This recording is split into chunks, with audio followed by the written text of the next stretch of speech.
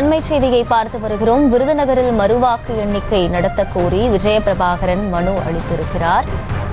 தேமுதிக சார்பில் விருதுநகர் தொகுதியில் விஜயபிரபாகரன் போட்டியிட்டிருந்தார். தற்போது அந்த தொகுதியில் முறைகேடு நடைபெற்றுள்ளதால் மீண்டும் வாக்குகளை எண்ண வேண்டும் என அவர் டெல்லி சென்று நேரடியாகவே இந்த மனுவை அளித்திருக்கிறார். இதுகுறித்த அண்மை செய்தியை பார்த்து வருகிறோம்.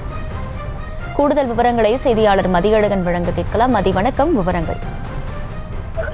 நடந்து முடிந்த நாடாளுமன்ற மக்களவைத் தேர்தலில் அதிமுக கூட்டணியில் விருதுநகர் தொகுதியில் போட்டியிட்ட தேமுதிக வேட்பாளர் விஜயபிரபாகரன் சுமார் 4,400 வாக்குகள் வித்தியாசத்தில் தோல்வியடைந்தார். இந்த நிலையில் தேர்தல் முடிவுகள் அறிவிக்கப்பட்டதில் முறைகேடு நடந்திருப்பதாக புகார் தெரிவிக்கப்பட்டது. இது தொடர்பாக தமிழக தலைமை தேர்தல் அதிகாரியிடமும் புகாரானது அளிக்கப்பட்டிருந்தது. இந்த நிலையில் இந்த விவகாரம் தொடர்பாக தற்பொழுது டெல்லியில் இருக்கக்கூடிய இந்திய தலைமை தேர்தல் ஆணைய அலுவலகத்தில் விஜயபிரபாகரன் சார்பில் நேரில் மனுவானது அளிக்கப்பட்டு இருக்கிறது. இதற்காக டெல்லி சென்ற அவர் தலைமை தேர்தல் ஆணையத்தில் இந்த புகார் மனுவை நேரில் அளித்திருக்கிறார். அதில் வாக்கு எண்ணிக்கை முடிவுகள் அறிவிக்கப்பட்டதில் முறைகேடு நடந்திருப்பதாகவும், எனவே விருதுநகர் தொகுதியில் மறு வாக்கு எண்ணிக்கைக்கு உத்தரவிட வேண்டும் எனவும் அந்த மனுவில் கோரிக்கை விடுக்கப்பட்டு இருக்கிறது. அதாவது மறு வாக்குப்பதிவு அது போன்ற எந்த விதமான கோரிக்கைகளும் இல்லை.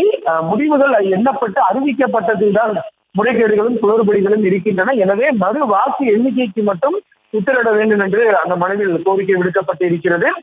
தற்பொழுது இந்த கோரிக்கை மனு அளிக்கப்பட்டு இருக்கிறது. இதற்கு தேர்தல் ஆணையம் சார்பில் விஜயபிரபாகரனுக்கு பதில் அளிக்கப்படும். அந்த பதிலை பொறுத்தே அடுத்த கட்ட நடவடிக்கைகள் இருக்கும். ஒருவேளை தேர்தல் ஆணையம் மறு வாக்கு எண்ணிக்கைக்கு மறுப்பு தெரிவித்து விஜயபிரபாகரனுக்கு பதில் அளிக்கும் பட்சத்தில் அவர் நேரடியாக சென்னை உயர்நீதிமன்றத்தை நாடுவதற்கான வாய்ப்புகள் இருக்கின்றன.